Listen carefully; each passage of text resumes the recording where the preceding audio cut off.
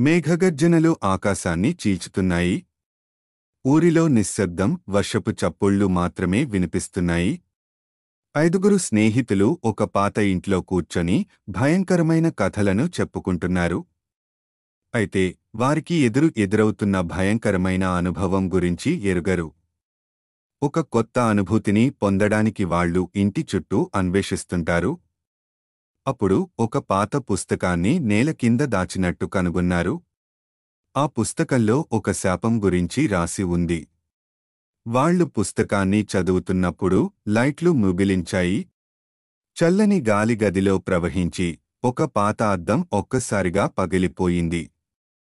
పుస్తకంలో ఉన్న సూచన ప్రకారం వారు ఒక పాత అడుగు విరుగుడు తలుపును తెరిచి లోపలికి వెళ్లారు. అది చీకటితో నిండిన భయంకరమైన గది. ఆ దెబ్బతిన్న గదిలో ఒక శాపగ్రస్త వస్తువును చూసిన వెంటనే ఒక భయంకరమైన దెయ్యం ఆకారంలో బయటకు వచ్చింది. దాని కళ్ళు మంటలా ప్రకాశిస్తున్నాయి.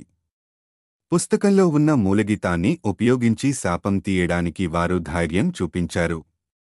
అందరూ కలిసి ఆ మంత్రాన్ని చదవడం ప్రారంభించారు.